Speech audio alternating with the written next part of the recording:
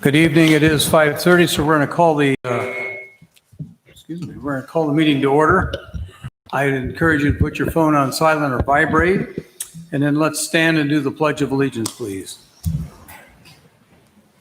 I pledge allegiance to the flag of the United States of America and to the republic for which it stands, one nation, under God, indivisible, with liberty and justice for all. For the audience, this is the Board of Health meeting. We're going to start with that, and so would you take the roll, Chris? Councilmember Berg. Here. Councilmember Dalby. Here. Councilmember Myers. Here. Councilmember Rowe. Here. Councilmember Stevens. Here. Mayor Lazio. Here.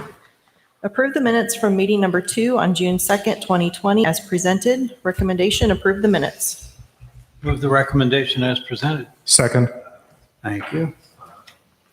Councilmember Berg. Yes. Councilmember Dalby. Yes. Councilmember Myers. Yes. Councilmember Rowe. Yes. Councilmember Stevens. Yes.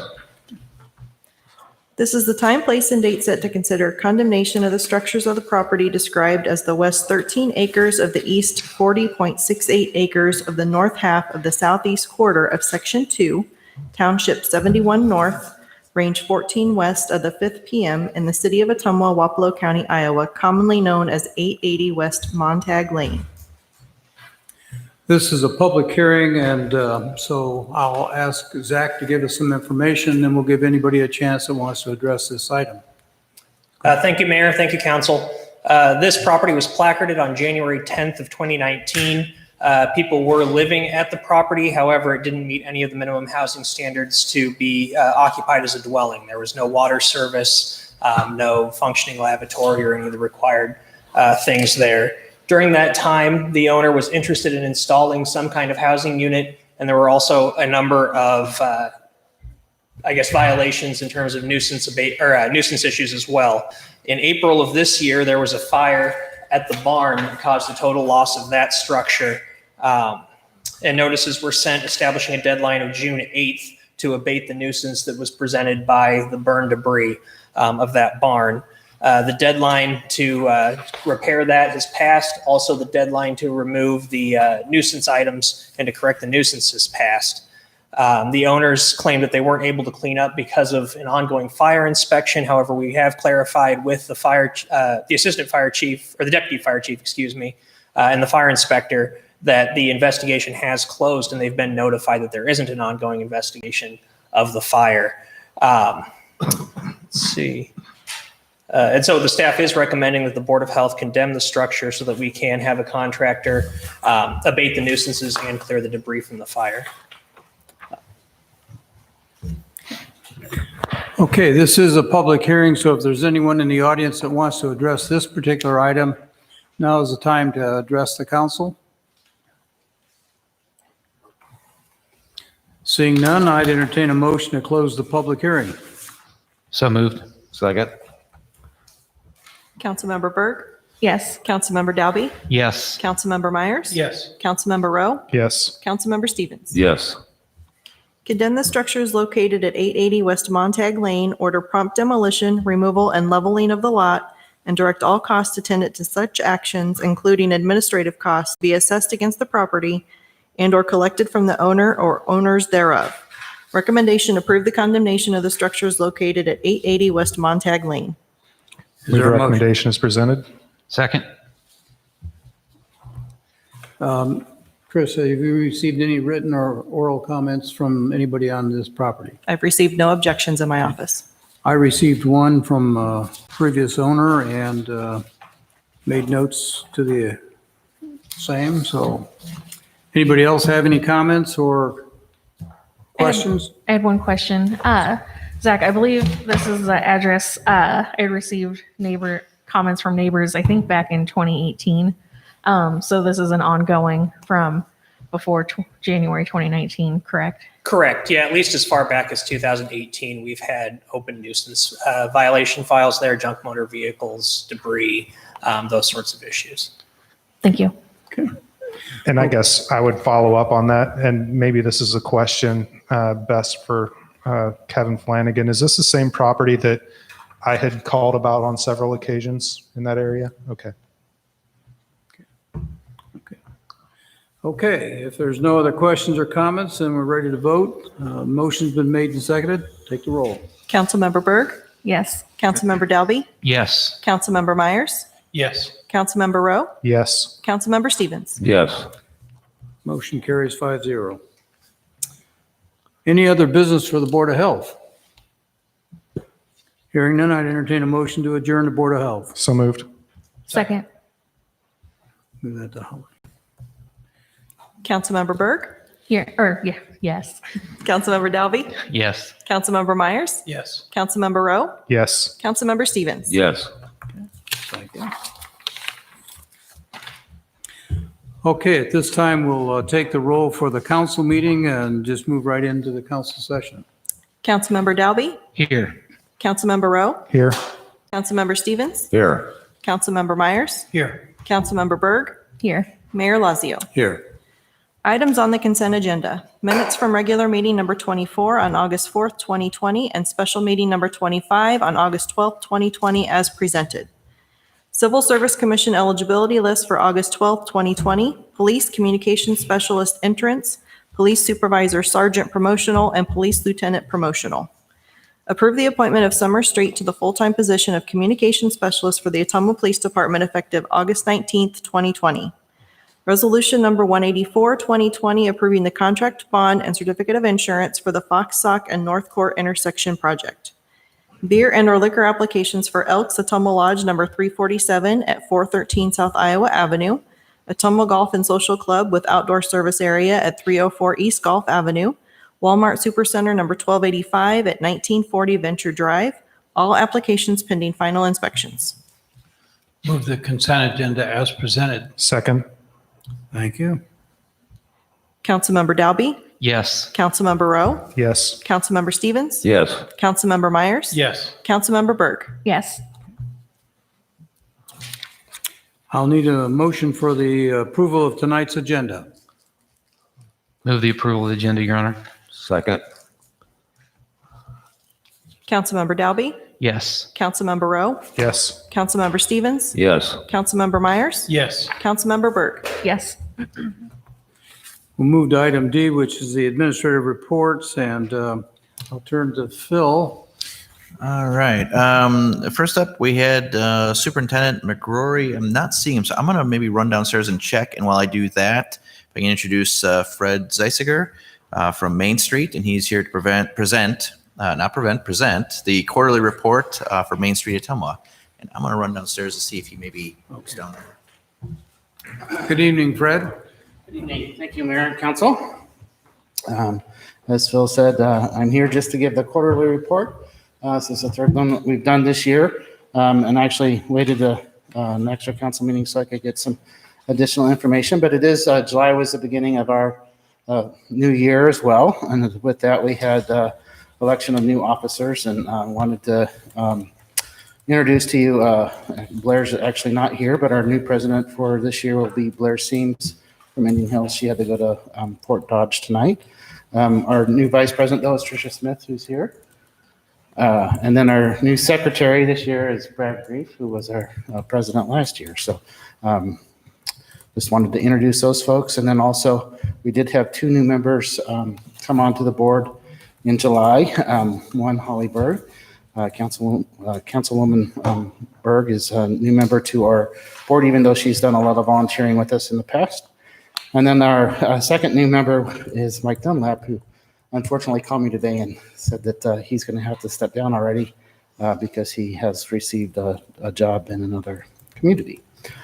So that was unfortunate. But they will be joining Blair, Claudia, Tricia Smith, Bradley Grief, Jake McCoy, Connie Ferguson, and Tony Foden on the Main Street board. So one of the things that we also do every year, or actually every month, is working on that this afternoon before the meeting, is our monthly reports to Main Street, Iowa. And I, at the end of the year, June 30th, they always run about a month behind, so I didn't get the numbers until August 1st, but gave us the totals for the year and then year-to-date from when the program started. And I have those listed next there. But as you can see, we had this last year, starting from July 1st of last year to June 30th of 2020. We did have 2 new businesses open downtown, and that's the cumulative. So if we had a business closed, those are subtracted. But we are up 2 new businesses downtown with a few closures as well, but up 2. And up 4 new jobs downtown.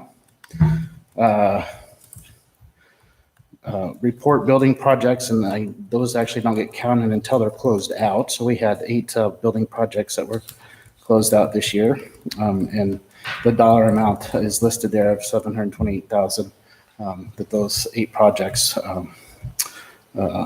totaled.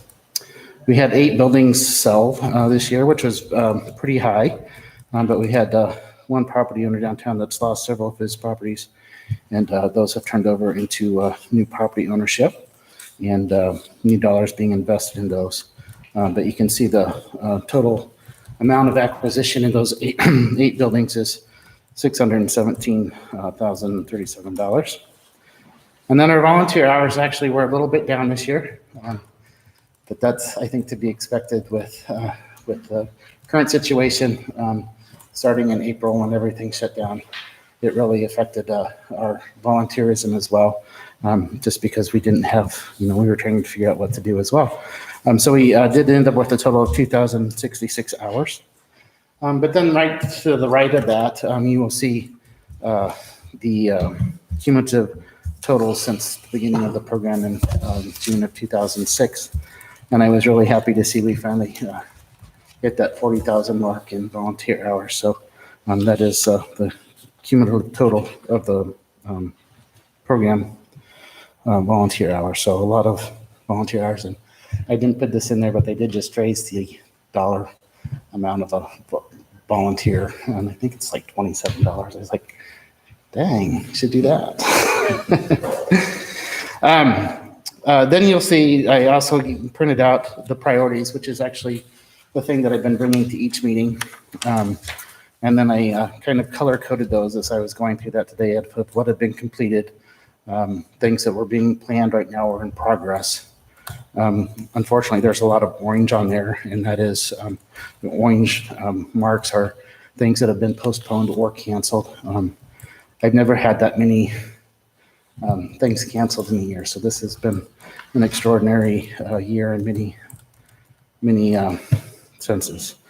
And then the green are things that we've actually kind of pivoted mid-year and have added a few things as well.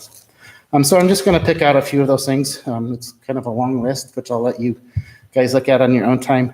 But I did want to point out a few things each committee is working on.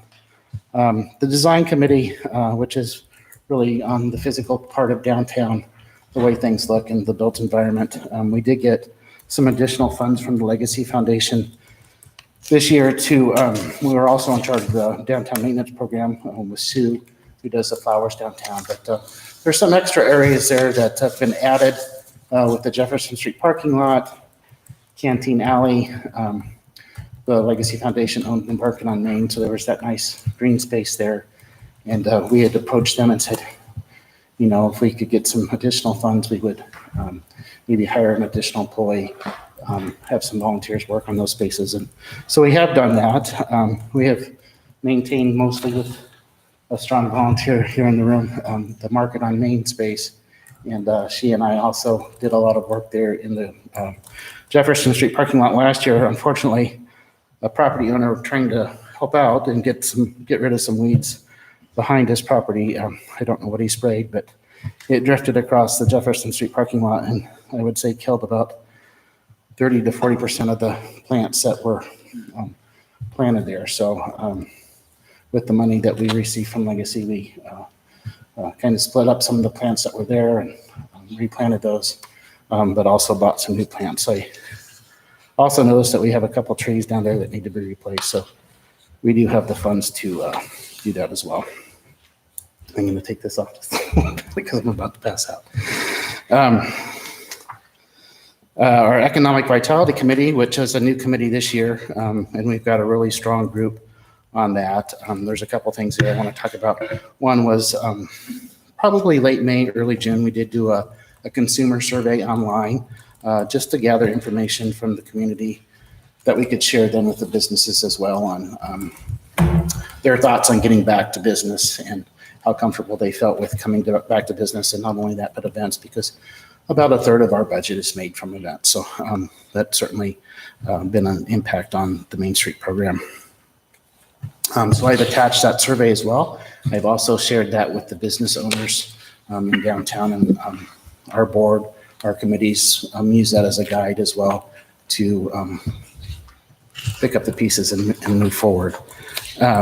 Another thing during the economic vitality is the challenge grant, which I know is on the agenda later in the evening, but I did want to say that that is a wonderful opportunity for Main Street communities. Only Main Street communities can apply for those. We can only send in one application per year that is allocated by the state.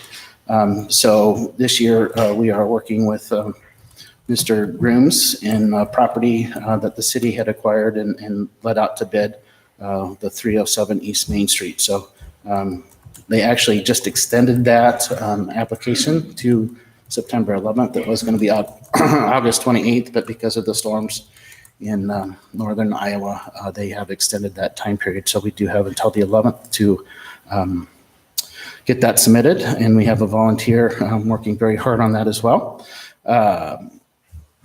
But I want to point that out because that is an opportunity for Main Street communities, and every year we can submit one. So if there is a property owner within the Main Street district that is planning a major overhaul, please get a hold of me or somebody on my board so we can start thinking about that for next year. I will say that the last few years, the projects that have been picked, it's almost, you have to have either city participation or private sector participation in those projects that have been picked. So I think we've got a good application this year and hope to see that gets accepted. On to the organization committee. As you know, here a couple years ago, we passed a new SMID, which is self-supporting municipal improvement district, which is a tax that is actually collected from the properties downtown, and that money then stays within that area defined, which is the Main Street district. So we have formed a committee, and we had our first official meeting today.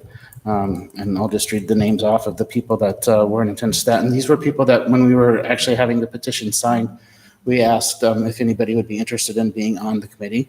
And we were actually able to fit everybody that had said that they were interested onto the committee. And there are 3 different zones in the SMID district. So 3 zones, and they each pay a little bit different per the evaluation of their properties. So we have Anthony and Dee Christner, Rod Curtis, Claudia Gates, John Helgerson, Fred Jenkins, Tim Schwartz, Tom Schaefer, Tricia Smith, all property owners downtown, and then David Ewing and City Representative Holly Berg on that committee. And like I said, we had our first official meeting today. It took us a little while, I think, for everybody to kind of get the ideas and the groove going, but it was a very, very good meeting, and I was very excited. It's a good group of folks that are excited about what possibilities lay ahead of them on that committee. A new event that the organization committee is also in charge of kind of fundraising. And like I had mentioned, a lot of our events and fundraisers had been canceled, but we have come up with a couple new ones this year, and we are going to have of course, looking at ways of social distancing and being safe. Queen of the Green, a golf outing out at the North golf course there with their divided carts. We thought that was a good option, but it is open only to ladies. So I know there's a lot of golf outings in Ottumwa already, and we're just doing a 9-hole on a Saturday to see how this works, but I think it'll be kind of a fun event for this year. Another fundraiser that we did last year, and this is one that we share with American Gothic Performing Arts Festival, was our Field to Fork event that we did last year in Canteen Alley. It was the first year. It was a very successful event. kind of a farm to table, fresh produce served. And of course, it's a fundraiser and an auction. And this year, just knowing where we were at, we've kind of pivoted on that, and we're going to do field to fork to your door. So it's going to be a pickup or a delivery within 5 miles. And been working very hard with Dennis and Connie back there on coming up with a menu, and I think it's going to be a great thing. The price is a little bit different, but according to our survey, people are willing to pay a little extra for that safety, added extra safety benefit. So be watching for that on the American Gothic Performing Arts website and our social media as well. Our special events promotions, one of the kind of long-loved events that we do are movies in the park, and we were really nervous that we were going to have to cancel those. Unfortunately, we did only plan on having 3 of those this year, and we were able to do that. We did social distancing circles, measured those off in Central Park, and we're able to go ahead and continue with that. And, I think people were very appreciative. People really minded that and really respected the fact that they were to stay in their circles, and it worked out very, very well. Our last one was just this past Saturday, and I would say we had the biggest crowd that we had this summer, and probably larger crowd than we had last summer. So it was a good event, and everybody stayed their social distance. Our business promotions committee has probably seen the most cancellations, and trying to figure out how we can get people back downtown and into the shop safely. We have come up with an event, kind of like Ladies Night Out. Ladies Night Out is obviously very crowded and congested. So coming up with a similar thing, and they all decided that they wanted to leave Ladies Night Out the way it was, and hopefully we can do that again in the spring. We'll see, but we're doing a Shop Small Love Local event on August 29th, geared towards, visiting those downtown small businesses, loving those local shops. Still having a smaller bag that will have a mask and hand sanitizer for everybody that participates. And then the businesses also will put in a few items as well. And then the prizes that will be given out will be gift cards from those businesses that are participating, so we can visit again. Just real quick, under the some of our board thing, priorities, we had a whole list there. We did apply for a group, not just Main Street, but a group of people applied for a Great Places designation, which we were a finalist in, but unfortunately we were not accepted into the program, but they did give us some really good feedback, and we are planning on applying for that again next year, as well as hopefully looking deeper into the Great American Main Street Award. They did cancel the national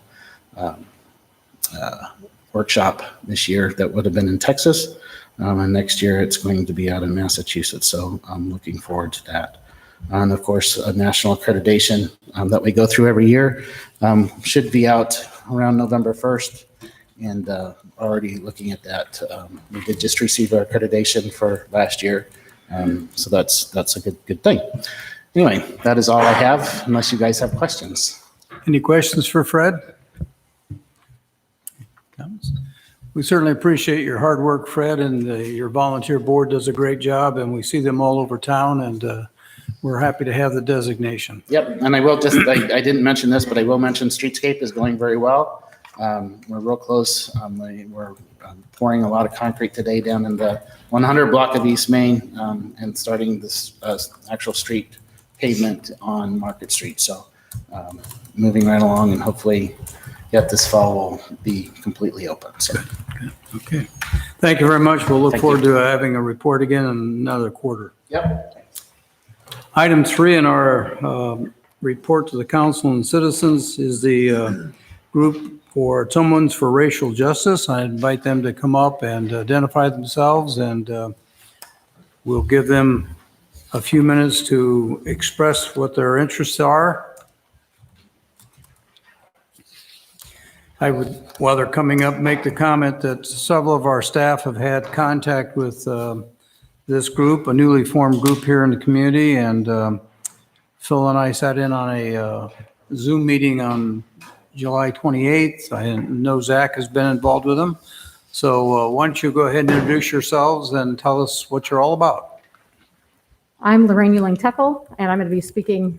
Can you take the mask off? Yeah, Greg, so I you're can gonna hear have you. me sick. Yeah. I'm Lorraine Euling-Teckel, and I'm going to be speaking for the group tonight. I'll let them introduce themselves. My name is Walter Cassie. I'm a pharmacy student. Patty Galvan Ramos, concerned citizen. Rochelle Chase, concerned citizen.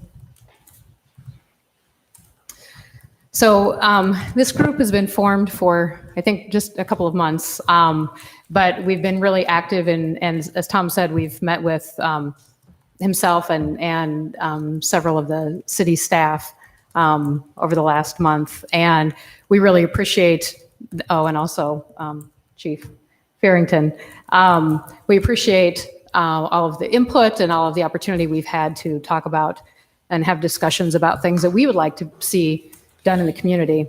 One of the things that we've discussed with Tom is redeveloping of a civil rights or human rights commission. As many of you who have been around a long time know, we had one in Ottumwa for many, many years.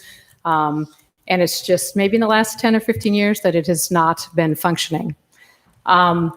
And it got to where it was just basically passing information on, getting information and passing it on to the state. We would like to see a human rights commission that is much more active than that. And there's a lot of benefits to having an active group here in Ottumwa. One of the things we would like to see the commission do is to work to advance justice, promote equality, and ensure protection of civil rights for all people residing in Ottumwa. We see the commission, the vision is to see the commission doing this through education, advocacy, community engagement, and then investigation of civil rights complaints that are local. The benefits to having a local group rather than just passing things on to the state is a local group would be able to recognize patterns. So if we're getting several complaints from a certain, business in Ottumwa or from, city workers or certain departments or whatever that may be, this group would be able to report that back and to hopefully take care of issues and do education then, once that's recognized. When these things are sent off to Des Moines, there's nobody really looking at them, and often the letter to sue is given before, anyone in the Civil Rights Commission actually takes a look at what the complaint is. So we would actually have a lot more opportunity to identify those patterns and try to help deal with that before it gets to a level of where it's going to cost money. We can also do education here locally and engage employers and citizens, in what are their civil rights and how do, what do you as employers need to do. We have had a lot of interest in this, forming this commission. We've given the mayor a list. I guess I didn't count. There were 15 to 20 names of Ottumwa citizens who are interested in serving on this commission. And I know that was one of the reasons that it ended was because it was hard to find people to volunteer their time and energy to serve on this commission.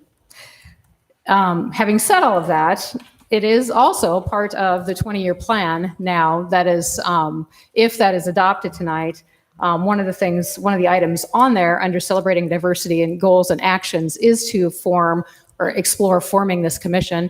And another one is to potentially hire an equity coordinator. And if that is done, I see that position working very closely with the commission. So I think in the long run, having a local civil rights commission would serve the community well. Did you guys have anything you wanted to say about it? Are there any questions? I would ask something. Go ahead, Mr. Farmer. Yeah, and in fact, I was on the council when we had the last Human Rights Commission. And as you mentioned, it was hard to get members, but also I think one of the criterions that we stopped using it was we found that items that we considered here had to be approved at the state anyway. So I think that was one of the other reasons that we discontinued it. The other question I have is you said "we" quite a bit in your presentation, and I'm guessing that if in fact the council, the city were to initiate the process of starting a human rights commission again, that your group is not necessarily the committee. It would be open to appointments or. Correct, absolutely. The Yeah. mayor would appoint those commission members, and it wouldn't have to be people on our list. It could be other folks. The reason I said we is because we as a group have spent some time and energy on looking at this and what would that look like and what could it, how could it benefit the city and how could that look? So Yeah. that's the purpose of me using we. And I don't plan on understood. being on the commission. Yeah, I understood. You did a nice job on it. I just wanted to be clear that if there are others that are interested. Absolutely. That would be the process, and in fact, it would be open. Thank you Yes, very it should much. be a diverse group. Yeah. People from all over. Thank you. I think Mr. Delby had a comment. Yeah, I just had a quick comment. I appreciate the presentation tonight. It's nice to see. And I think, that like Councilman Meyer said, and I remember the mayor and I had a conversation when we decided that, we didn't have participation, so we wouldn't, keep that commission going. It's nice to see that there's, interest back in that because so many times with our commissions and stuff that we don't have that type of attendance and interest. I think anytime somebody wants to form a committee to, open lines of communication and directly, address the city council on matters that are important, I think, and support 100%. And so I'd sure like to see that come back. It's nice to see that there's people willing to take it back on and make a go of it. So I appreciate that. And thank you all for coming. Good, thank you. Okay.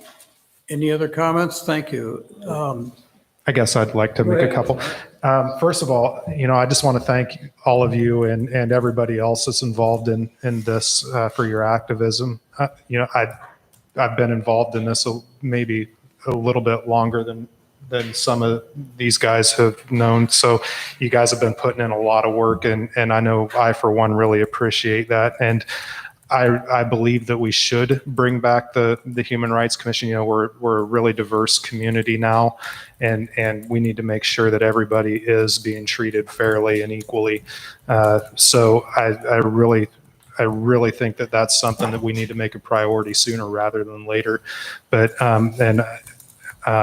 any way possible that I can be a part of that, I would definitely be willing to do that. Yeah, very good. Awesome. Any other comments or questions? Well, we'll continue to work at the city staff level and bring some recommendations back to the council. And then, as I shared with you, the council will have the final say about the actual formation and when we could move ahead with that. So, Okay, is there a timeline does it take a certain number of meetings, or what can we expect as far as when that might happen? I would think sometime in the month of September, we can get this moving. Phil is going to be on vacation, and the first day back is not probably that's our next council meeting on the September 1st, so it's a little short time for him. But by the end of the month, or at the latest 1st of October, we can have something moving. Okay, thank you very much. Thank you. Thank you. Okay, thank you very much.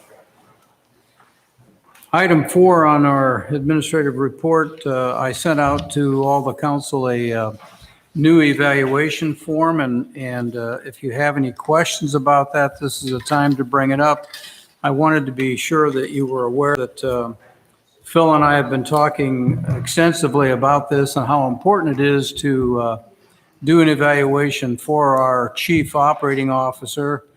And I brought for you, if anybody is interested, the material that he gave me came out of the International City Managers Association. I have their handbook, and it does a really good job of explaining the importance of how we do this and the benefit both for the city administrator and for the council in doing a thorough evaluation. This is a little different than one we've used in the past, and I know it maybe seems like you may not be able to answer everything in the short period of time that Phil's been here. But I would encourage you to finish filling it out and get it back to me in the next week so that I can summarize it. We put together a spreadsheet so we can summarize the categories, and then we'll have an opportunity to visit with Phil and probably do that the first meeting in September. And if he requests, we'll go into a closed session to give him some very honest feedback. Remember, we told him when we hired him that we were going to look at the 5 goals that we talked about during his employment interview, and other things that are happening here at City Hall. So it'll be a chance for you to both score him on the evaluation form, but make any written comments you want, and then we'll have a very open and frank discussion during that session with him. So I'll plan on making sure it's on the agenda for the September meeting, and we can do it after the regular council meeting, and we'll work with Chris to get that taken care of. Any questions from you on that? Did you? I guess I have a maybe one or more questions. Looking at this, it seems rather lengthy. And I'm kind of wondering, especially at a 6-month evaluation point, to what you had mentioned, we're not going to be able to answer all of these. I'm kind of curious, is the intent of this to give an overview of his performance, or are we trying to get into the weeds just a little bit too much, especially given the fact that it is only a 6-month evaluation? I guess I'm just a little bit concerned that we're not necessarily going to be able to give the administrator quite a fair shake trying to get down into this if we can't answer all of the questions appropriately. Yeah. I guess I can take that. So the mayor and I were talking about what the evaluation tool would look like. And as he said, there was a model that was drawn from.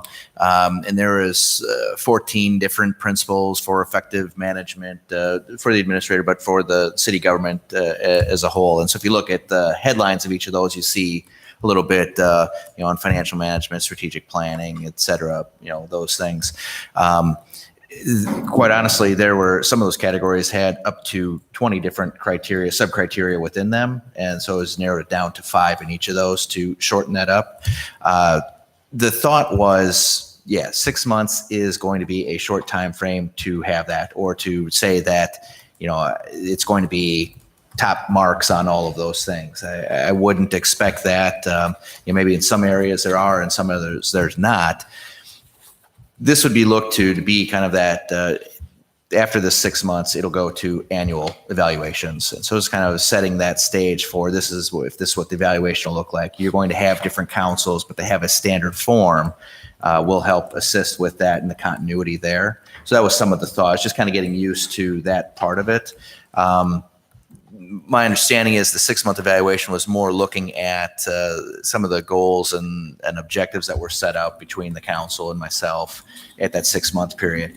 So the scores on this, I'm not going to take it to heart if I'm getting averages or something else. But if there are areas where you see that there are room for improvement, I think it's good to have that discussion now at 6 months rather than waiting for that first year or beyond. So sure. I guess where my concern is, if there's an area where we can't grade you, so to speak, because it either hasn't presented itself yet or the length of time hasn't presented itself yet, we either can't give you a score or it's going to have to be average, which inherently mathematically is going to look bad on you at that 6-month evaluation. And that's where my concern is, especially if ultimately there's going to be a merit element to that at the 6-month or year mark. Sure.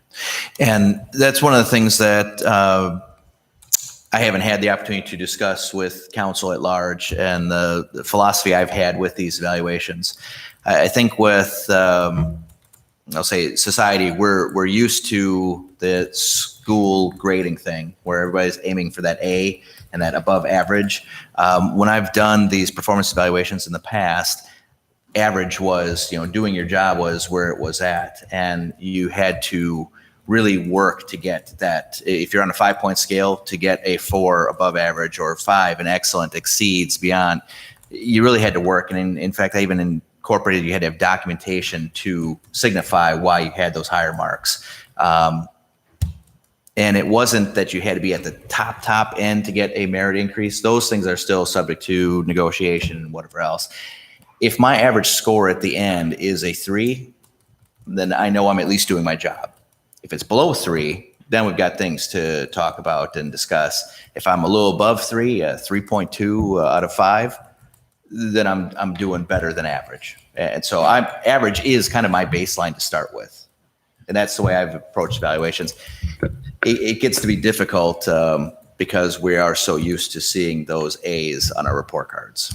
I think the other point too, that this is we're planting the seed, if you will, for future evaluations. And the evaluation is not just for Phil, it's for the organization as a whole. It's a planning tool that we will then look at being more specific about goals and expectations. And that's why I think going through it and just answering the ones you feel comfortable with and doing average on anything else will give Phil some good information and direction, and we can have some really good discussion when we do the session with him. So we just wanted you to have something that really fit. And again, it comes out of the Managers Association handbook, and I think if any of you want a copy of that, I'd be glad to share it with you. It has a lot of good information in it, and really stresses how important this is the one thing that you as a council do that really has the biggest impact on city moving forward. So If I could throw out one more piece here as a part of this evaluation tool, the goals that were set at the onset of your employment, those aren't listed on here at all. And I would think, and this is just me personally, I don't know how the rest of the council feels, if we're going to go through the motion of this exercise, then those goals somewhere on here should be listed, so we could at least say, hey, you're working towards those goals, you're attaining. Sure. We feel like Sure. we've hit those. yeah, we can include those in an email to you. Yeah, I can forward that out and let you know progress on those goals. That was part of the hiring documentation, was to establish those goals, and I think I kind of set forward some that were out there. And Communication, retreat. Mention it to council. If you wanted to substitute goals, you could do that too. If we're looking at things that maybe you were more of your goals, because I think that was part of it, was agreeing on what those goals were. So I'll let you know what I have and where I'm at with any of those, and we can start with that. Thank you. Yeah, if I may, and I'm sorry, but it's almost like this is being forced on us. And Mayor, I called you over the weekend because I started going through these 4 pages, and it's kind of like, I think we're in such an awkward position because of COVID is part of it. But for Mr. Rath and for us to have worked this last 6 months, we have not had the kinds of opportunities that this instrument is asking us to perform to. So as a council, in fact, I think to stay on a 6-month schedule where we told Mr. Rath, we'll look at those 5 goals, and in fact, there was going to be some incentive added to it if we felt that you had met those. And it's like, let's just get that done. And then I understand what you're saying, and I think it looks overall like a good instrument, but I don't know of any of us that feels like we've had the opportunities to interact with you as we might have in a non-COVID or whatever other situation. So I'm not saying we shouldn't use it. I'm saying maybe not at this time, and then work toward it. Okay. Thank you for all your comments and your thoughts. We'll take those into consideration as we move forward, because I do want to keep on a cycle with him, because we have a hired agreement with him or a contract with him that says we'll do this in 6 months and again review him at the end of the first year. So we'll keep on to that schedule and we'll incorporate your comments. Okay, I didn't see Mr. McGraw anyway, so we'll go on. Item E, we have, is there anybody besides the 2 that, we have another one here?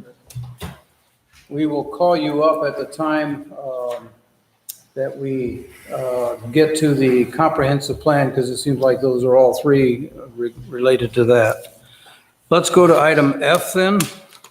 Bid report to reject bids received on the apron improvements project at the Ottumwa Regional Airport. Recommendation, reject bids received. Good evening, Chris. You have the floor. Thank you, Mayor. This project is to replace apron area already existing from the original Naval Air Base in 1945. The city has already replaced 2 sections of this area the past 2 years. The 2 bids came in much higher than previous projects, and the estimated cost from Kirk and Michael. The staff and the advisory board recommend rejecting the bids and rebidding the project next spring. Grant funding from the Iowa DOT will still be available next year.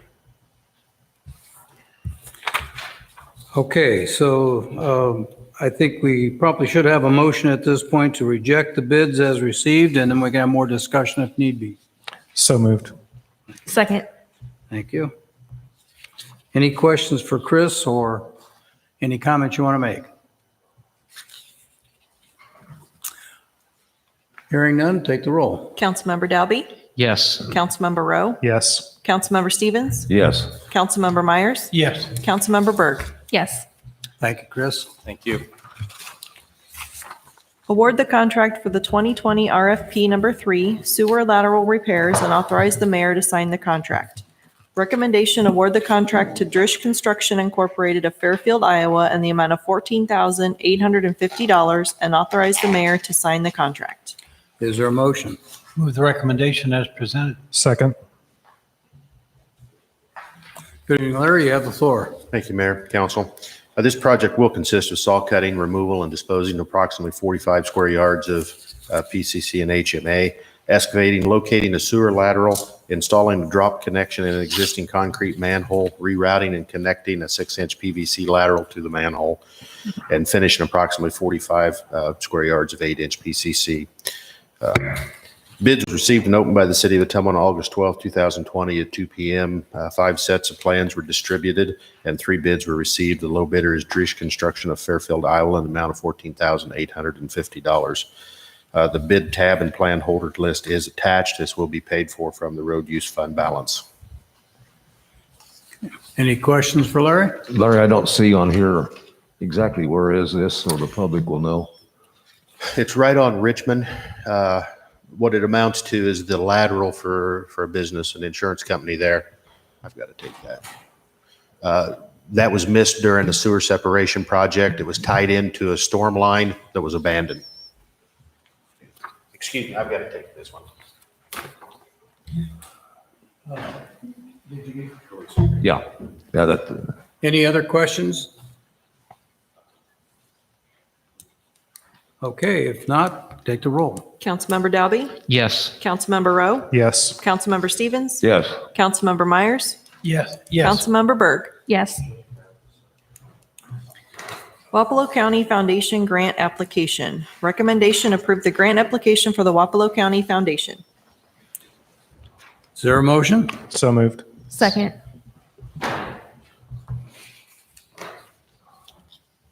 Park Director Gene Ratchey. Good evening, Gene. Thank you, Your Honor.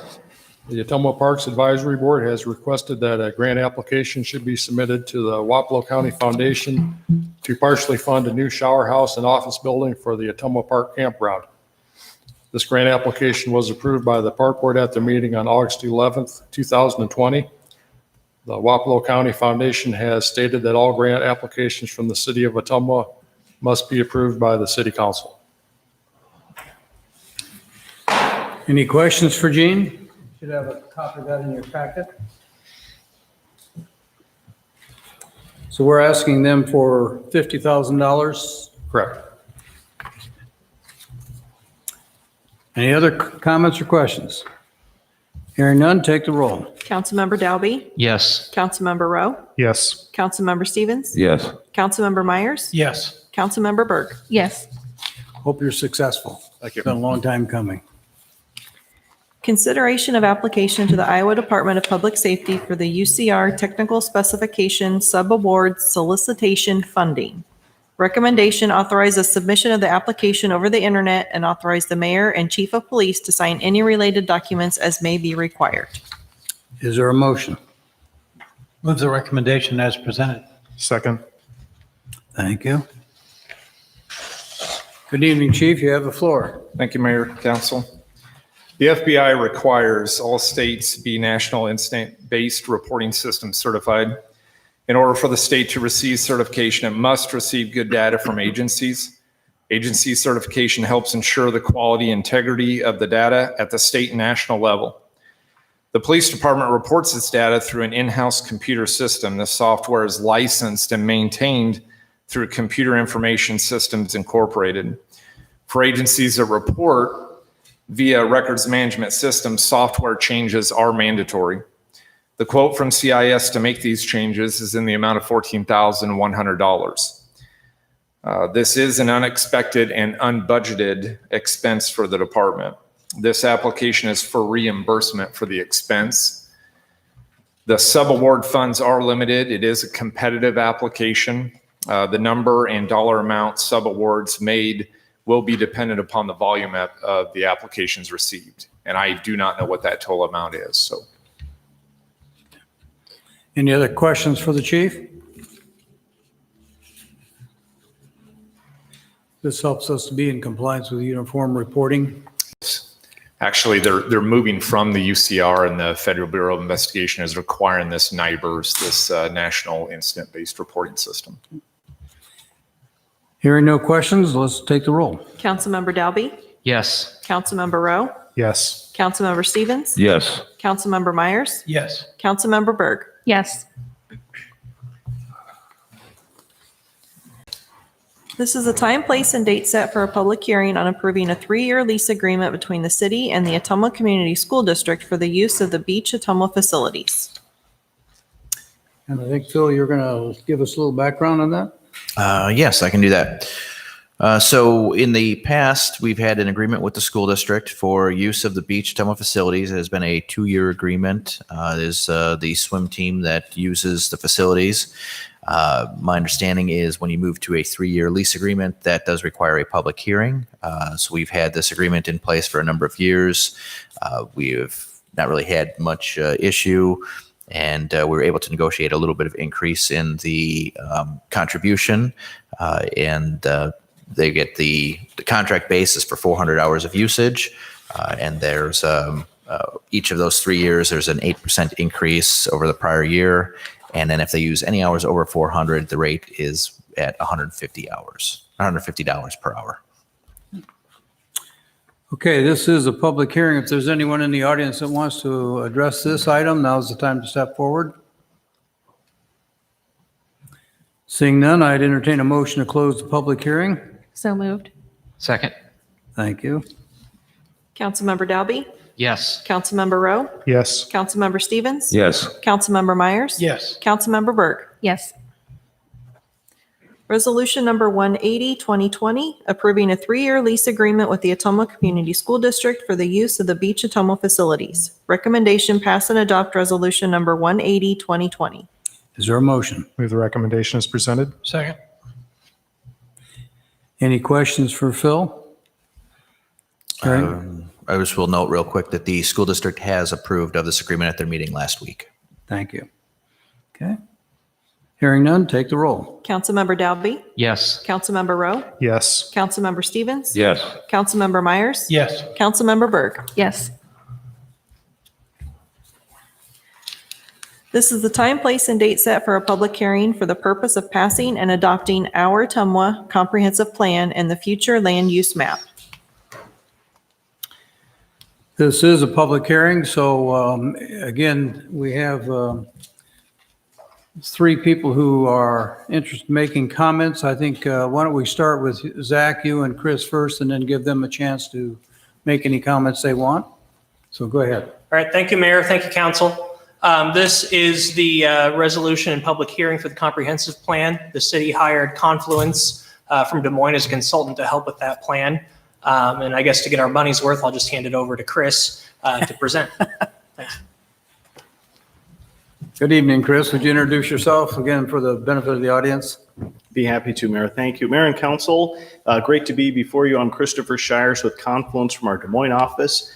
Your consultant hired to create the new comprehensive plan for the community. I have a lot of slides to run through in a presentation. I don't want to sell anything short, but I'm going to go through them quickly. And so if there's something you want me to go into a little more detail on, please tell me to stop or slow down or go back. So with this, I'm just going to run through a big chapter overview. There's a lot in this plan document. Walk a little bit through on the land use chapter, a very important component. as well as the implementation section with all the big goals, action items, considerations. And so that's a laundry list of all the chapters, the elements, the components of the comprehensive plan, because it is comprehensive, wide in nature. We start with community vision. We really set the stage for the future of Ottumwa, what we are, with then the 4 identified guiding principles: housing, quality of life and community character, growth, celebrating diversity. And then in the community profile, this is where we look at what we are today and where we think we're headed in the future, some of our population projections, economic trends. Chapter 3, we're recapping all of our public engagement, all the public input we received, and all the different methods where we reached out to the community members.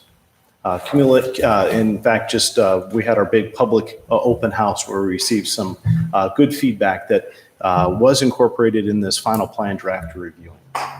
In Chapter 4, we have the natural resources section, talking about everything from floodplain to watersheds, tree cover. Chapter 5 is parks and recreation, acknowledging the good park system you have and the things looking forward going into the future with level of service, trails.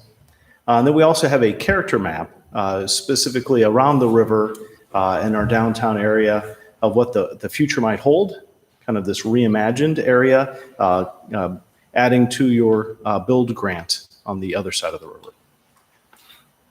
There's kind of a zoom in, kind of its latest iteration. We keep futzing with this, so this has been a good plan, a good map for us to include in this. And so some of the key features.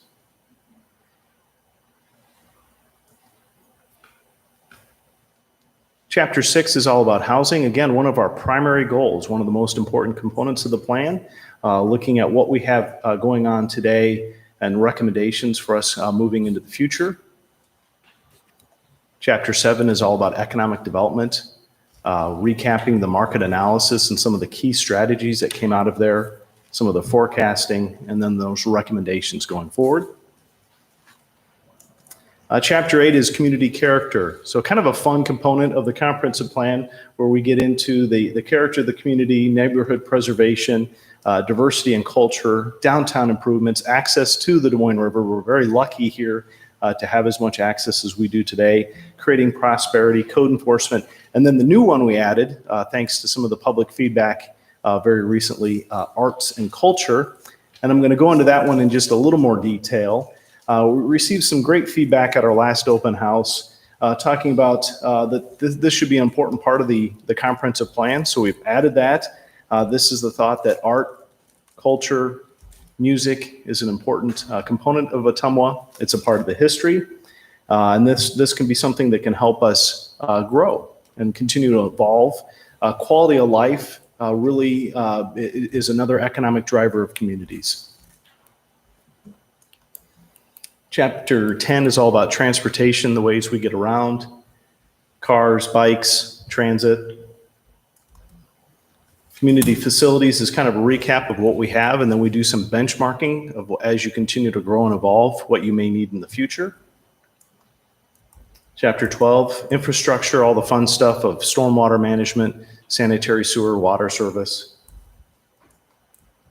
A little bit on Chapter 9. So this is our land use plan, and this is one of the main reasons why we have a comprehensive plan is to justify your zoning decisions, your development recommendations, things moving forward on how the community is organized.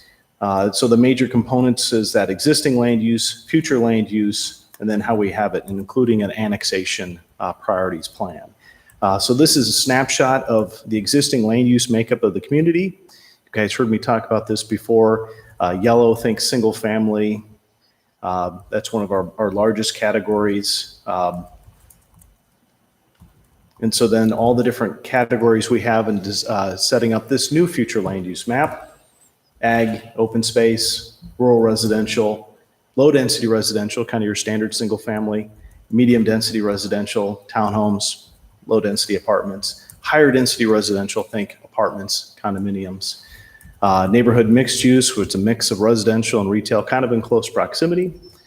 Traditional mixed use is typically a building that supports both residential above, office uses above, first floor retail. All those downtown type of uses we're familiar with.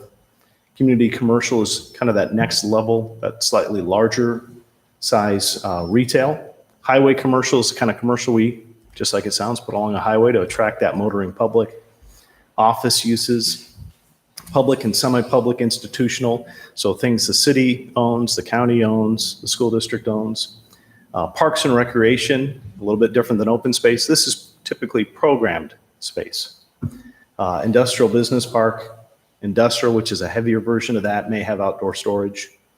And then I wanted to stop here and talk a little bit about this land use compatibility matrix. We went through in great detail with your planning commission on how this is used. So this is that recommendation. We have that future land use map with all those different categories I just ran through. And across the top of that chart is all your current zoning district. So when you're evaluating a new development or a newly annexed piece of land and you want to zone it or rezone something, you take a look at that existing land use category, and let's say it's high density residential, and you go across and you can see all the compatible or partially compatible zoning districts to choose from. There's a snapshot of that future land use map, all the different land use colors and what they mean. Green is some type of open space ag land, so we have a lot of that still. Yellow is single family. Reds are some type of commercial. And so our percent breakout is still very consistent with how the community is today. We tend to have a lot more residential than you do, of course, industrial and commercial, but we definitely need the industrial and commercial land uses to support the community. And I have these and I can kind of skip through them, that if we need to go back to look any part of town, we have kind of the zoom in of the north end, the central, and then kind of the zoom out. And then we identified 4 priority areas for annexation, really focusing around the growth area of the airport, kind of the development zone, as well as out along the highways. That's a kind of a zoomed in view. Priority 1, kind of east of the airport. Priority 2, just kind of south of the airport. Priority 4, kind of north and east of the airport. And priority 3, just east of downtown off the highway. Okay, so now the land use chapter is pretty darn important, and so is the implementation plan, the end of the document, if we exclude the appendix. And so what this includes is those major goals, building upon those 4 priorities I talked about initially, and then their action items. How do we achieve that? So again, this is all surrounding housing, quality of life, growth, and celebrating diversity. And that should say 4 main goals. Yeah. Typo. Sorry about that. 3 main goals. So under housing goals and action items of that category, we have maintain and improve existing residential neighborhoods and a bunch of steps on how to get there. That priority, is it urgent? Is it kind of a regular priority? That time frame, and who's responsible? So we have a little bit of direction going forward. And I'm not going to read all these, but I'm going to pause at a few. So then we continue under housing goals, foster investment and growth in new housing in all categories and prices, and some steps on getting there. Under quality of life, continue to enhance and improve downtown and the riverfront, steps to get there. Maintain and expand existing parks and open space systems, rec programs, and trail networks, some specific action recommendations.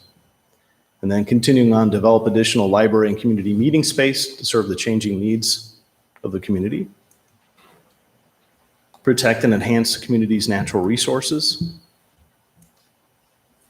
5 and 6, improve the city's sanitation sewer infrastructure. Frankly, continue to do what you've been doing. You've got a good plan in place. And then preserve historical and cultural heritage of Ottumwa. And this is one we kind of expanded on. And then promote community pride and stewardship of place. Under growth goals, secure an economic leadership role, as Ottumwa is really kind of the leader of this region of Iowa. Focus on new industrial and commercial development to grow our tax base. Retain those quality employers. Make Ottumwa their first choice to expand and grow. And grow and support the community's labor pool. The businesses can't grow without that labor labor pool to draw from. Update our zoning and subdivision regulations to reflect what we're saying in the comprehensive plan. Complete strategic annexations to make sure we have that land for those once-in-a-lifetime opportunities that show up, and continue to partner with the Legacy Foundation, Indian Hills Community College to support job training, business incubator development, and invest in your airport infrastructure and that industrial park around it. Still going, seek opportunities to make improvements that create long-term savings in cost and energy use, promote a viable and economically resilient Quincy Place with updated tenants, improved pedestrian appeal, broader mix of uses. Frankly, it's something that every community is struggling with their large retail centers.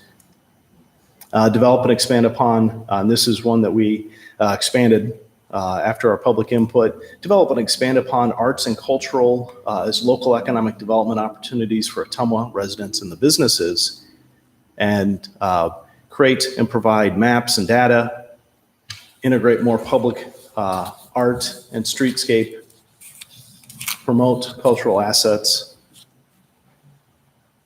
Under celebrating diversity, invest in women, immigrant, veteran, and minority entrepreneurs. Make Ottumwa livable and enjoyable for people of all ages. And again, several action items under each. Celebrate the diversity in your community. When we first started looking at Ottumwa, when we were doing our initial analysis, realized that that is a strength of the community.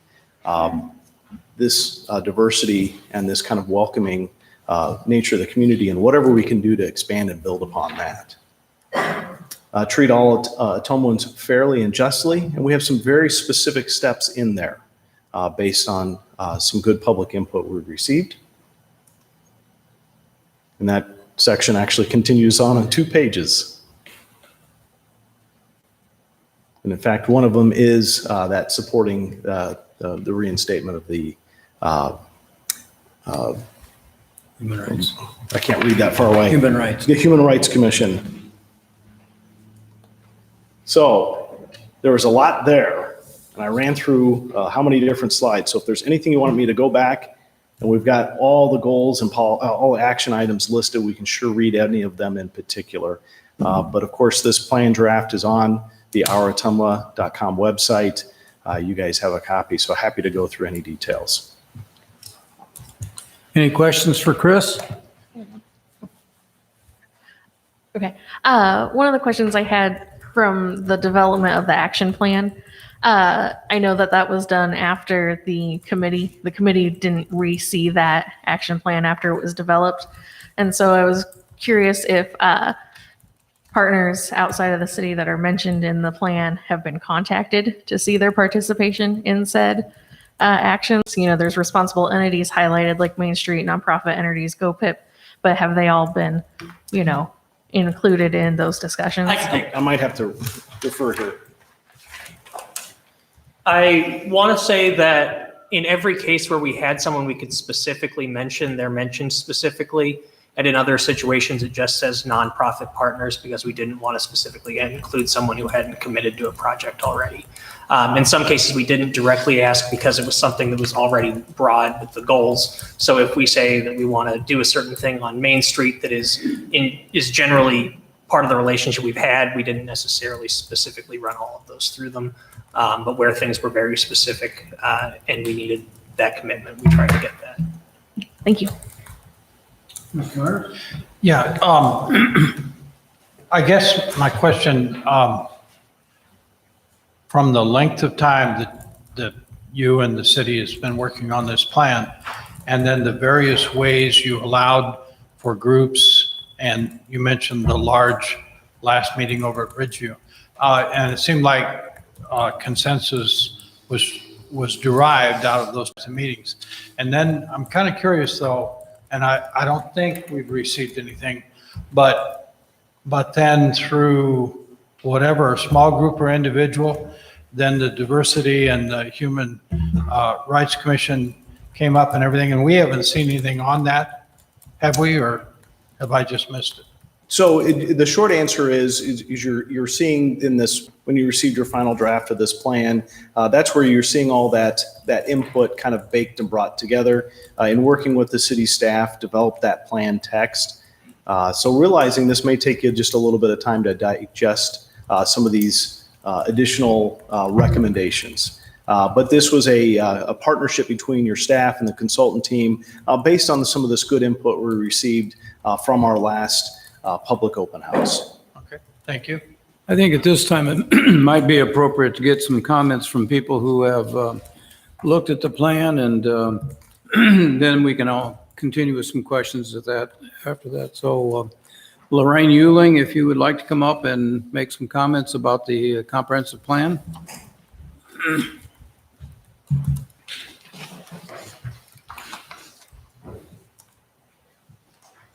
Bob, you're kind of a good segue because we were one of the groups that actually was contacted. Zach got a hold of us, and he met with us for a couple of hours over Zoom. And, originally it was celebrating diversity, kind of what can we do as far as, celebration kinds of things. And we felt that it was important to get down to more detail and more depth. How are we going to make Ottumwa more welcoming? What kinds of things can we do? And so a lot of the specific things that are put in that last section were things that we had actually requested, and then had follow-up meetings with the mayor and city administrator about, are those things included? Where are they going to be? How has that been handled? And in fact, as recently as yesterday, I spoke with the mayor and Zach about one of them, just kind of adjusting it. So they are fairly new to you guys anyway. I just wanted to thank the city for listening and for including some of those things. I think there's a lot of really important things in there to make Ottumwa more welcoming to people of color, to Black people, to Indigenous people, to all of the different immigrants that we have moving to this town and working in this town.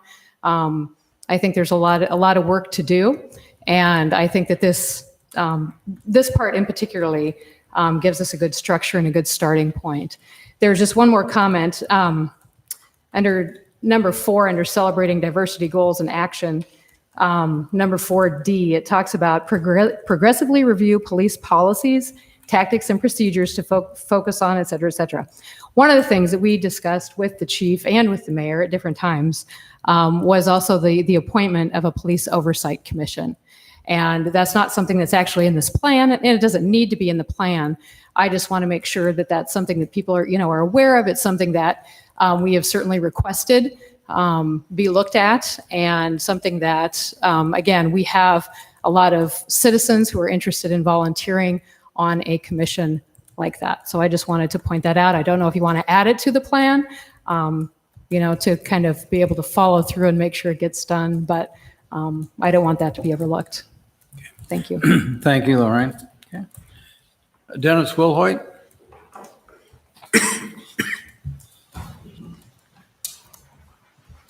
Hello, I am Dennis Wilhoit, and thank you for allowing me a few minutes to say a few words.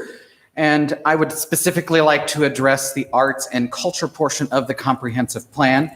While I do not formally represent any one arts or cultural organization this evening, I do informally represent many of those organizations' voices, as we have shared many emails and casual coffee shop conversations over the last several weeks about this topic. Arts and culture planning provides the medium to preserve, celebrate, challenge, and invent community identity. It provides the medium to engage participation in civic life. Arts and cultural planning provides the medium to preserve, medium to inform, educate, and learn from diverse audiences. And arts and culture planning provides the medium to communicate across demographic and socioeconomic lines. With the inclusion of an arts and cultural goals, policies, and action items in the current Our Ottumwa 2040 Comprehensive Plan, Ottumwa takes a first step in recognizing that arts and culture are essential for building community, supporting development, nurturing health and well-being, and contributing to economic opportunity. Thank you for taking this first step of inclusion as you prepare to adopt this plan. Thank you for listening to the earlier concerns of Ottumwa's creative community, and thank you for adjusting the plan. You not only listened, but you heard and you took corrective action. I think that is a rare bird to find these days. So thank you very much. Some comments I received as a result of this revised plan from those who had shared comments via email or personally or electronically on the submission form were, it's great to see us actually mentioned in such a significant document. This is a good start. Kudos all around. Yes, with an exclamation point. And many sincere thank yous. So as you may have concluded by now, I or we informally want to extend our thanks to the consultants, the city administrator, staff, council, and mayor, and we want to encourage you to adopt the Our Ottumwa 2040 comprehensive plan that includes the arts and cultural component. We stand ready and willing to assist in its various aspects, and we look forward to being partners in initiating and completing a standalone arts and culture master plan for the city as described in this document. Thank you very much. Thank you, Dennis.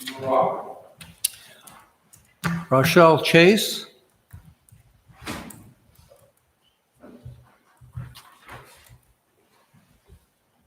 Thank you. I wanted to first of all just kind of mimic what Lorraine said in that thank you for including the cultural and diversity section and also incorporating some of our changes. And it was really great to see that that was rather comprehensive. It wasn't just, a couple line items, added in the back. So it was nice to see that there was a lot of some thought put into that and that it was, had some actionable items, not like, let's just try to be more aware. It was actually actionable. So I wanted to thank you for that. I did have one specific question or change that I wanted to ask for one of the sections. It was in the 3A under celebrate diversity in our community.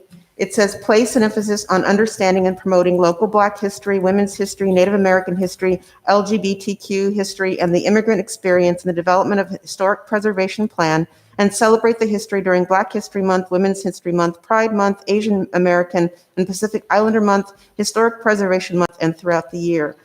What I wanted to ask about that is if it could be made a little bit more, a little broader, meaning I feel like oftentimes the history of people of color gets put in its own month, in its own section, in its own time frame. And so what I wanted to ask if that could be incorporated more into any events we have, that are celebrating, that have any historical aspect. Like, for example, if you're having, Veterans Day and you're calling out different people or celebrating different aspects of that, include people of color. People of color have contributed throughout history, not just, in certain areas to be celebrated in certain months. So I just wanted to know if that could be broadened a bit so that it, maybe adding in something like in all public and cultural events where history is included right before that throughout the year, that last section. So maybe again, just broadening that and also not limiting it to just local history, to history, history in general, not just local history.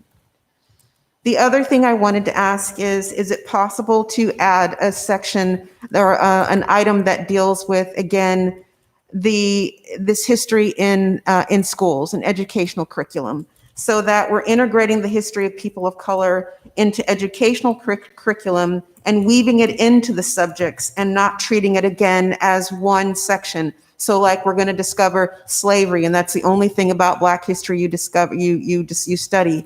Weaving it in when you're talking about math and famous mathematicians, there were Black mathematicians. When you're talking about cowboys, there were, Black cowboys, there were Latin, Mexican cowboys, there were lots of people of color throughout history. So I'm just asking if we can also add some kind of a line item that will integrate the history of Native Americans, people of color, et cetera, into our educational curriculum and not treat it again as an aside, as a separate one topic that comes up, once a year. That's all I had. Thank you for those comments. Thank you. Okay, Zach, do you want to make any closing comments, or Chris?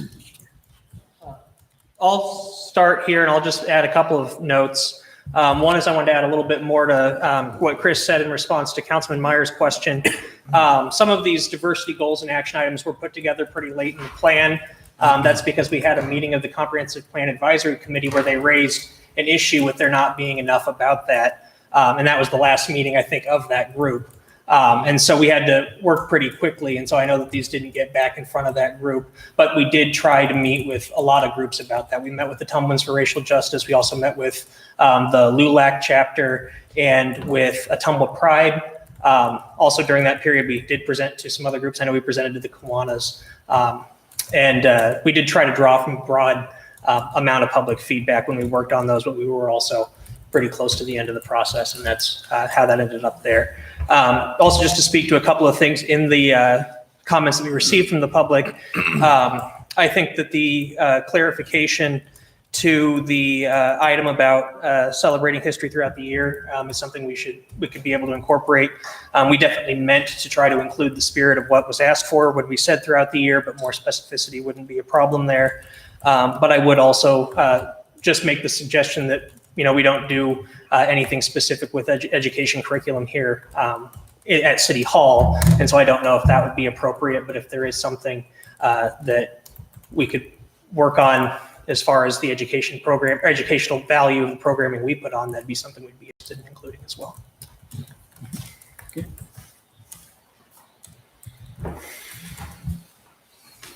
Mayor Chris Shires with Confluence again. The only thing I would add is just kind of as your consultant recommend your next steps, you guys surely could adopt a resolution approving this as is. You could direct us, just like Zach proposed, to make certain changes and approve it subject to those changes, or request me to come back and see at another meeting if you wanted to deliberate more on any topic.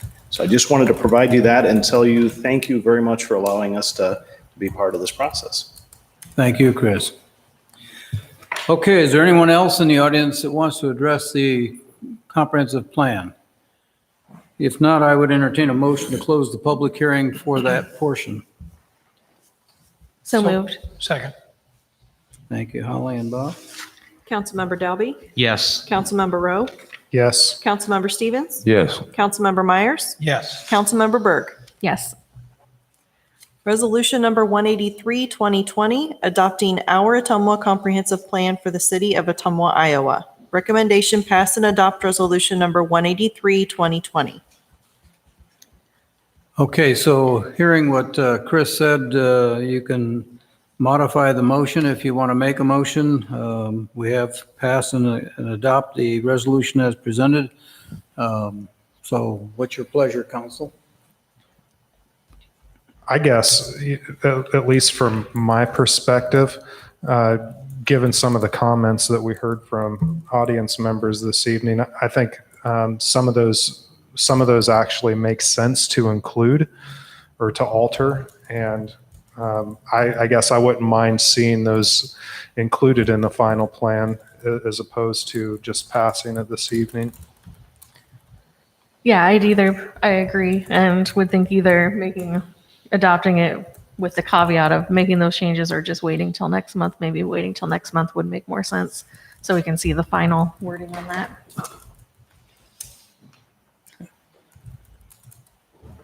Hey, thank you. I'd like to thank a few people at the end of this, but I would request that we would pass it contingent upon making some of the changes, getting those around to council members and getting their approval for the language that we'd want to see go in there. Is there any specific reason for that? The biggest reason is we're doing priority-based budgeting, and Phil's going to be leaving for a couple of weeks. That gives us a chance to map out that language, have all those changes to council approval. Phil gets back within a 2-week period where we'll have all that done. He could look over that, and the mayor as well. And I just think it would be a good idea if we could approve the plan tonight, contingent upon changing language to everyone's satisfaction. We were kind of looking at a pretty good clip on our priority-based budgeting, and given that everybody's kind of satisfied with the overall plan, except for, you know, a little bit of the language that we have in some different portions of it. I don't know. It seems like, and of course, Chris would have to come back if we waited for another meeting. But of course, it's up to council. So if we did that particular piece, is there a specific timeline that we could expect to see those alterations to be presented back to us? Yes, we could get those out to you just in a couple of few days, probably within a week. We could get those out to you, and you guys could be looking at those changes, thinking about whether or not those are, you know, to everyone's approval. Like I said, Phil will be back in about a week. Once all you guys had looked over them and felt that you were satisfied, that gives us another week there, and then Phil could do so as well, and the mayor. And within, you know, a couple 3 weeks, we could map that language out and have it in there.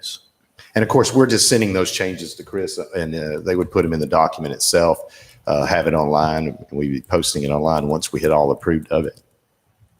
Yeah, if I could, because I like your idea, Kevin, because without trying to start anything, what was proposed and involving history each month and everything else, I've been asked about, well, what about Asian? What about Latino? What, you know, so I guess just to know that our group discusses, could we specifically say each month this history, or is there some way to be even more inclusive than that? And if we need to come back on the 1st with any concerns or changes, we can do that. And that would save another trip for Chris. And it would, and we can get that footwork done while Phil's on out, and when he gets back, he'll just be ready for review. Okay, so would the motion be to pass the comprehensive plan contingent upon changes to be presented at the next regular council meeting? Is that? Indeed, that would be. That would be a good. Okay, I'd make that motion. I'd second. Mark and Bob, okay. So pass the resolution 83, 2020 with contingent on the changes that we're going to incorporate the next few days, and then bring it back on the 1st. Indeed, and we'll bring those in the form of a resolution of amendment as well. Okay, are you comfortable with that, Council? All right, take the roll. Councilmember Dalby? Yes. Councilmember Rowe? Yes. Councilmember Stevens? Yes. Councilmember Myers? Yes. Councilmember Berg? Yes. Okay. Thank you. And very Your Honor, much. if I may, I'd like to, I appreciate Chris's help on this. Jane Reasoner and Chris Shires did a tremendous job on this comprehensive plan. I worked on a few of them. This one is very impressive, very comprehensive. I'd also like to thank the other department heads and staff who helped on the plan, and particularly a great job by our city planner, Zach Simonson. Did a lot of work on this, a lot of footwork, and did a great job. And thank you, council and mayor and Phil, for everyone just kind of coming together and giving us input along the way and recommending changes that were great, and just being interested in what we're doing here. I would also, with the comp plan, I also like to recommend that we look at this thing in about a year or so, 2 years, 3 years. We have a work session on a yearly level. We kind of review where we're at on our progress with the plan, because just in reminding everybody that this is our starting point, not our finishing point, really. This is our plan. Now the implementation, the hard part starts. But it's one of the widest reaching comprehensive plans I've ever worked on as far as the project look of it. So many things going on in there, and also just the way that we're taking on our community, all the issues we had in our community, and we had all that in there. It makes you proud to be a part of it, and thank you for that. Thank you, Kevin. Okay, let's move on to item H. Resolution number 186, 2020, approving matching funds for the Main Street Iowa Challenge Grant application to rehabilitate 307 East Main Street. Recommendation pass and adopt resolution number 186, 2020. Move the recommendation as presented. Thank Second. you. Go ahead, Zach. All right, thank you, Mayor. Thank you, Council. This resolution deals with the property at 307 East Main Street. The city has already entered a development agreement with RG Property LLC for the redevelopment of this building that the city took title to as part of a 657A action. We have provided some development incentives that were already included in that plan, and those incentives qualify as match for the challenge grant. So we're able to provide support for that project without spending it, or for that grant application without spending additional funds on the project. So we thought this was a good way to stretch the resources that we have. There are some sort of conceptual images of what they are attempting to do. The challenge grant is mostly going to address that rear portion of the building where there's going to be some required demolition and reconstruction where significant water damage was caused by the rear portion of the building not having a good roof for a number of years. And again, yeah, the matching funds are something we've already included in the development agreement. I'll also note that this resolution does authorize the mayor to sign a letter of support as well as affirming the incentives we've already provided. Okay, is there a very, the current slide, I think I saw a picture of it that showed what it looks like right now? I don't have photos of what it looks like right now. I wish I had done that. It does look pretty rough. Yeah. It's quite a before and after. Yeah. I guess I might just make sure that the public, if they're watching at home, this is the rear of the building. Right. Just to clarify, it's not the front of the building. Yeah, we're not going to have parking in front of Main Street like that. This is the backside of 307 East Main. Are there other questions for Zach, or? This is quite an improvement from the building as it stands right now, and we certainly think it'll be a great addition to that block. It's the old ISU building, I think, for people who are familiar with Ottumwa. Any questions for Zach? Okay, take the roll. Councilmember Dalby? Yes. Councilmember Rowe? Yes. Councilmember Stevens? Yes. Councilmember Myers? Yes. Councilmember Burke? Yes. Thank you, Zach. Thank you. Resolution number 187, 2020, award the contract for the 2020 RFP number 4, K Avenue repairs, and authorizing the mayor to sign the contract. Recommendation pass and adopt resolution number 187, 2020. Is there a motion? Move the recommendation as presented. Second. Thank you, Matt. Go ahead, Larry, you have the floor. K Avenue was in part funded with the RISE grant, which requires the city to maintain the street for at least 20 years from the roadway opening date, which was 9/4/08. As part of the RISE grant program, the state DOT completes periodic monitoring inspections throughout the 20-year period and makes recommendation for repairs. To address the noted deficiency, an RFP was developed and let. The project will consist of removal and replacement of approximately 230 square yards of 9-inch PCC pavement on a 6-inch compacted base. Additional work includes the intake inserts, joint sealing as needed. Other items mentioned in the state is the desire or the goal to continue to actively market the areas for development in the original grant application. Bids were received and opened by the city of Ottumwa on August 12, 2020 at 2 p.m. 7 sets of plans were distributed and 4 bids were received. The low bidder is Christie Construction of Ottumwa, Iowa, in the amount of $28,610.50. Bid tab and plan holders list are attached. This will come from the road use fund balance. Any questions for Larry? Hearing none, take the roll. Councilmember Dalby? Yes. Councilmember Rowe? Yes. Councilmember Stevens? Yes. Councilmember Myers? Yes. Councilmember Burke? Yes.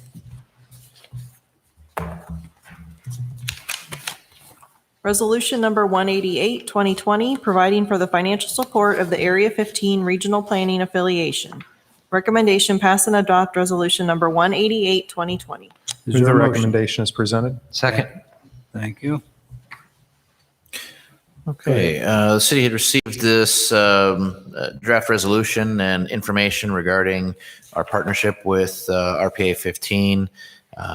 We're designated to provide transportation planning to its members, including the city of Ottumwa, where the city is estimated to receive approximately $526,000 in financial support for roads. In return, the city is requested to contribute a proportional share, which is $4,659 of a local match for the planning grant, and that is the local match is 20% or $21,205. So that would be our proportionate share is the $4,659. Any questions for Phil? Heck of a good deal for us. Yeah. Okay, hearing none, take the roll. Councilmember Dalby? Yes. Councilmember Rowe? Yes. Councilmember Stevens? Yes. Councilmember Myers? Yes. Councilmember Burke? Abstain.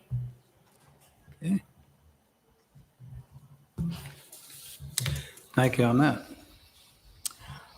Item J, we always give the public a chance to bring up any business that relates to the city. Is there anyone in the audience that wants to talk about anything connected to city government? Okay, hearing none. Communications, I just want to compliment our Parks Department for a great job they did this past weekend with the Iowa Missouri Ford Motor Club. It was held here, a car show, and by all early reports, it broke records for both attendance and a number of entries. Had a great response, and they're thinking about making it even bigger and better next year. Number two, I want to thank our Public Works Department and the county staff for working together to complete the pour of cement at the Black Hawk Boat Access that has been completed.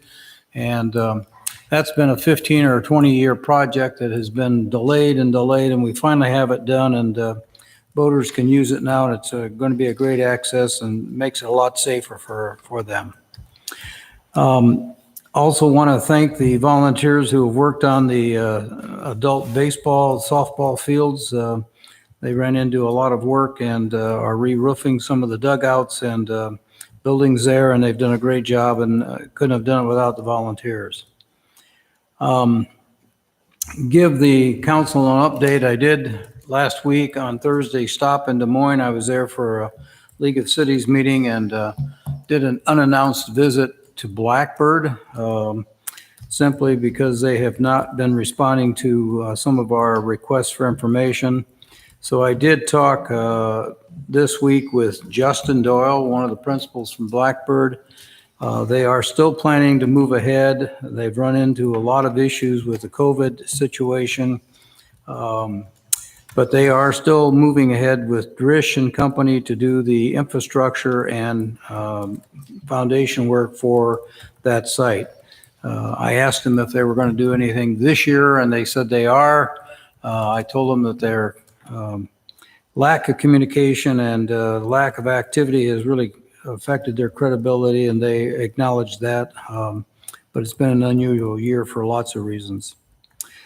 I also want to comment, and maybe Phil, you can add to this. We had a meeting with about dark fiber and broadband here in the community, and I think we had a very good meeting with Matt Bresch from PCS and Edward, our IT person. And Matt and Edward work well together, and I think we're going to continue to push on that to get something moving again. They are going to offer a new proposal to us, and I don't think we've received anything to date, have we?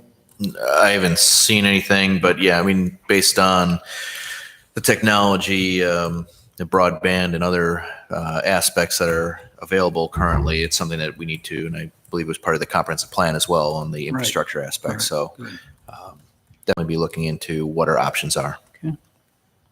We'll bring that back to council when we get a proposal from them. That's all I have. Are there any questions or comments from council or anything you want on the next agenda? Okay, I'd entertain a motion for adjournment. So moved. Second. Councilmember Dalby? Yes. Councilmember Rowe? Yes. Councilmember Stevens? Yes. Councilmember Myers? Yes. Councilmember Burke? Yes. Okay, 7:09. Thank you all. Have a good evening.